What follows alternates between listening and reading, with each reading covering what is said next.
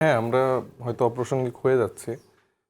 কারণ হচ্ছে আমরা ওই এরকম চটকদার কথাবার্তা হয়তো এরকম করে বলতে পারছি না।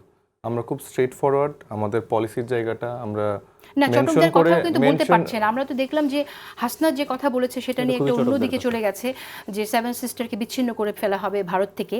এবং এই বিষয়টা নিয়েও আমি একটু আপনার কাছে শুনতে চাই, যেটা আসলে এই বক্তব্যটার মধ্য দিয়ে আপনারা কি মানে কি অ্যাচিভ করতে চাইছেন, যে ভারতকে কি বার্তা দিতে চাইছেন, যে বিচ্ছিন্ন করে ফেলবেন আপনারা সেভেন সিস্টারকে, এরকম হুমকি দিয়ে কি লাভ হবে বাংলাদেশের বা বাংলাদেশ সরকারকে আপনারা আসলে কিভাবে সহযোগিতা ওনার করছেন? যে বক্তব্যটা সেটা আমি পলিটিক্যাল রেটরিক হিসেবেই ধরতে চাই, কারণ দলীয় অবস্থান এনসিপি, জাতীয় নাগরিক পার্টি এনসিপি দলের গত জায়গা থেকে তো এরকম কোনো বক্তব্য কিন্তু দলীয় জায়গা থেকে আমাদের আসেনি। এবং আমাদের যেই দলের প্রসঙ্গটা অন্যতম আমরা একজন প্রধান নেতা যখন এই কথা বলেন, তখন তো এটা আমি দলেরই সেটাই বলতে পজিশন চাচ্ছি, হবে। কারণ আমাদের স্ট্যান্ডটা কি ছিল, ভারতীয় আগ্রাসন বিরোধী যেই অবস্থান, এটা আমরা দলমত নির্বিশেষে সবাই সেখানে একসাথে হয়েছে।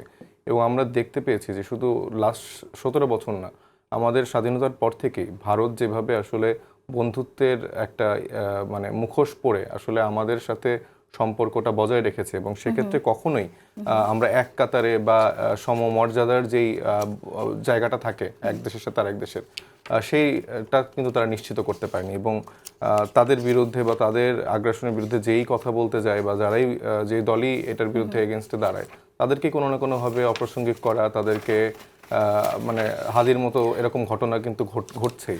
এবং ভারতের সাথে আমরা ন্যায্যতার ভিত্তিতে একটা সম্পর্ক চাই, সেটা ঠিক আছে, কিন্তু এই এই এ ধরনের বক্তব্য দিয়ে আসলে সেটা সম্ভব কিনা, নাকি সেটা আরো কোনো খারাপ দিকে যেতে পারে? না, এরকম ধরনের বক্তব্য দিয়ে সম্ভব এটা আমি মনে করি না। আমি মনে করি যে আরো কূটনৈতিক চ্যানেল স্ট্রং কূটনীতিক করা চ্যানেলটা দরকার, আরো এবং স্ট্রং সেটা করে দায়িত্বশীল ভূমিকা থেকে আমাদের বক্তব্য দেয়া থেকে শুরু করে আমাদের সরকারে যারা দায়িত্বশীল যারা আছেন, তাদের সেই ভূমিকায় আসলে দায়িত্বটা পালন করতে হবে। কারণ গত 1.5 বছরে আমি ডক্টর ইউনূসের যে ইন্ট্রিম গভর্নমেন্ট, তাদের থেকে সেরকম আসলে স্ট্যান্ড আমি নিতে দেখিনি। এই ওসমান হাদির ঘটনাটার পর দেখলাম যে তারা কিছুটা কঠোর বক্তব্য বা তাদের জায়গা থেকে স্ট্যান্ড নিচ্ছে। তো সেই জায়গাটা ধরেন কারণ আমরা দেখছি ভারত প্রতি বছর বাংলাদেশ থেকে পণ্য হাসনাত রপ্তানি। আব্দুল্লাহ শরীফ ওসমান হাদির সাথে দীর্ঘ সময় তার যে সম্পর্ক এবং তাদের যে যাত্রা, সেখান থেকে সেও কিন্তু প্রতিনিয়ত থ্রেট পেয়ে আসছে। এবং আপনি জানেন যে ভারতের বিভিন্ন জায়গা থেকে বা তাদের অনেকেই থেকেই কিন্তু তাই সে ইন্টারনালি এরকম অনেক রকম থ্রেট পেয়ে যাচ্ছে। তো সেই আচ্ছা, পলিটিক্যাল রেটরিকের আপনারা যে জায়গা থেকে থ্রেট তার পাচ্ছেন বক্তব্য। সেই জায়গাটা শুনতে চাই সাইফ মুস্তাফিজ, যে আপনারা সেফটির জায়গা থেকে যদি চিন্তা করি, নিরাপত্তার দিক থেকে যদি চিন্তা করি, আপনারা সরকারের কাছ থেকে কোনো সহযোগিতা পাচ্ছেন কিনা? না, আমরা তো আসলে সরকারের থেকে সেরকম কোনো সহযোগিতা পাইনি। আমাদেরকে আপনারা কি জানিয়েছেন আমাদের কারো কারো ব্যাপারে যদি হ্যাঁ, ঝুঁকি থাকে, এটা আমরা জানিয়েছেন ডেফিনেটলি কিনা? জানিয়েছি। তো আমরা সার্বিকভাবে বলেছি যে আমাদের দেশের সাধারণ মানুষের, জনগণের জানমালের নিরাপত্তা নিশ্চিত করার জন্য যেন আইন শৃঙ্খলা বাহিনী তার ভূমিকাটা পালন করতে পারে। কারণ শুধুমাত্র একজন ব্যক্তি বা আমাদের ধরেন 10 জন নেতাকে আলাদা করে বুলেট প্রুফ গাড়ি কিনে দিল সরকার, সেটাতে তো আসলে আমি এই রাজনীতি বা আমি এই জায়গায় আসলে নিতে চাই না। কারণ আমার যদি একার জানমালের নিরাপত্তাটা নিশ্চিত হয়, সেক্ষেত্রে আসলে আমি আমার আপামর যে জনতা, তাদের জানমালের নিশ্চয়তাটা কি দিতে পারছি কিনা। তো সেই জায়গায় আমার মনে হয় যে আমাদের চাওয়াটা এইটাই, যে আমরা চাই যে বাংলাদেশের সকল নাগরিক যারা এই ফ্যাসিবাদ বিরোধী মুভমেন্টের সময় তারা ভূমিকা রেখেছে বা জুলাই গণঅভ্যুত্থানের সময় ভূমিকা রেখেছে, সেখানে প্রত্যেকটা মানুষের যেন সিকিউরিটি নিশ্চিত করা যায়। কারণ আপনি জানেন যে আজকেই হচ্ছে আমাদের একজন সহকর্মী জান্নাত আরা রুমী, ওনার মরদেহ পাওয়া গেছে। প্রাথমিকভাবে বলা হচ্ছে যে এটি আত্মহত্যা, কিন্তু তিনি কিন্তু আওয়ামী লীগের বিরুদ্ধে তার অবস্থানের কারণে এই নারীর বিরুদ্ধে প্রতিনিয়ত আওয়ামী লীগের নেতাকর্মীরা বিভিন্ন সাইবার বুলিং করছে, তাকে থ্রেট দিচ্ছিল। তো তিনি কিছুদিন আগেও থানায় একটা জিডি করে এসেছিলেন যে তার প্রাণনাশের হুমকি আছে। তো এরকম যারা জুলাই গণঅভ্যুত্থানের সময় বিভিন্ন রোলে, মানে সবাই তো নাহিদ ইসলাম বা তাদের মতো প্রথম সারির নেতা না, অনেক ক্যাটাগরাইজ অনেক নেতাকর্মী বা অনেক অ্যাপলিটিক্যাল লোকজনও আছে যারা আসলে এই মানে ফ্যাসিবাদ বিরোধী বা ভারতের আগ্রাসন বিরোধী জায়গাটায় স্ট্যান্ড নিচ্ছে। কিন্তু তাদের সকলের জন্য তো আপনি আলাদা করে একজন গানম্যান বা আলাদা করে বুলেট প্রুফ গাড়ি তো আপনি প্রদান করতে পারবেন না। সার্বিকভাবে আপনার আইনের যেই শাসন, সেটা নিশ্চিত করতে হবে। এবং আপনার যে রাষ্ট্রের থেকে যেভাবে প্রশাসনকে ডিল করা হচ্ছে, শুধুমাত্র পোশাক পরিবর্তন করে তো আপনি পুলিশ প্রশাসনকে পরিবর্তন করে ফেলতে পারবেন না।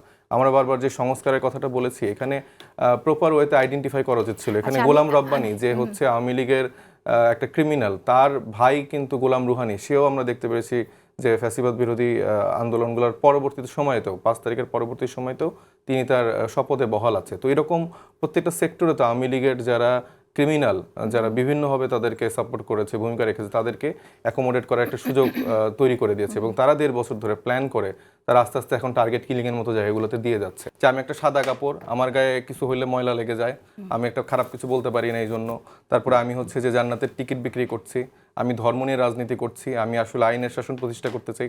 আবার সেম ওয়েতে বিভিন্ন তাদের নেতাদের মুখে আমরা অন্যরকম কথাবার্তা শুনছি যে না, আমরা এটা না করে তো আমরা তো আসলে এটা চাই। এটা তো আসলে দ্বিচারিতা। আমাদের ইসলাম তো কখনোই এটা শিক্ষা দেয় না যে আমরা 2 রকম কথাবার্তা বলবো। আমি একরকম কূটনীতিকদের সাথে একরকম কথা বলছি, আবার আমি এলাকায় যে আরেক রকম করে কথা বলছি, আবার আমার জুলাইকে যে মানুষটা সব থেকে ওন করার চেষ্টা করছি, আমরা যে দল বলছে যে হ্যাঁ আমরা জুলাইয়ের জায়গাটাকে সব থেকে বেশি ধারণ করি, তো সেই জায়গায় জুলাই গণঅভ্যুত্থানের সময় এটা লাইভ টিভি শোতে, এটা টিভির শোতে ক্লিপ আছে, এই অবসরপ্রাপ্ত মেজর আখতারুজ্জামান তিনি আমাদেরকে বলেছে যে এরা রাজাকার, ফ্যামিলিকে নিয়ে গালিগালাজ করেছে, তো মানে যা তা ভাষায় কথা বলেছে। তো উনি এক্সাম্পল সেট করছে যে হ্যাঁ বিএনপি তো খারাপ কাজ করেছে, তো তাইলে তো আমিও করতে পারি। এটা কি কোনো এক্সাম্পল হলো নাকি? না, এটা এক্সাম্পল না, না, সেটা আপনি এক্সাম্পল এটা আমি বারবার বলিনি, কিভাবে রেফারেন্স সেটা টানছেন? এক্সাম্পল আমি বলিনি, এবং উনি সেটা বারবার example আমি বলিনি, একটা মানুষ উনি বারবার বলছেন যে এই লোক বিএনপিতে ছিল, তো তার যদি আমি ক্যারিয়ার দেখি, সে গত 2 বছর তার ক্যারিয়ারটা তো সে ছিল আওয়ামী লীগের, এবং সে আওয়ামী লীগের থেকে সে ডামি ইলেকশন করেছে, সে ডামি ইলেকশন করেছে, এবং সে শেখ হাসিনাকে নিয়ে, শেখ মুজিবুর রহমানকে নিয়ে যে পরিমাণ মানে তেলবাজি করেছে, যে এরকম তার ভাষা, সেগুলো এখনো অনেক ভিডিও ক্লিপস ইন্টারনেটে আছে। তো সেই রকম একজন বিতর্কিত মানুষকে জামাতে ইসলামী যে বলছে যে আমি জুলাই গণ অভ্যুত্থানকে ওন করি, ধারণ করি, সে মানুষকে তারা গলার মালাই দিয়ে হচ্ছে যে তাদের জামাতের আমির তাদেরকে বরণ করে নিচ্ছে, আবার তারা বসে বসে এরকম কথাবার্তা বলছেন। এইটা তো আসলে গুড এক্সাম্পল আর থাকে না, এটা আজকে ক্লিয়ার হয়ে গেল তাদের কথা যে কি পরিমাণ দ্বিচারিতা তারা নেতাকর্মীরা করছেন। এবং পাশাপাশি মানে বিএনপির কথা আমি বলবো, বিএনপি রাজনৈতিক দল তারা দীর্ঘদিন এই জামাত ইসলামের সাথে তারা বন্ধুত্বর সম্পর্ক রেখেছে, 17 বছর না আরো অনেক দিন ধরে তারা জোট সঙ্গী ছিল, তারা একসাথে ক্ষমতায় এসছে, তারা তাদেরকে গাড়িতে তাদের পতাকা ব্যবহার করেছে, মন্ত্রী হিসেবে ছিল।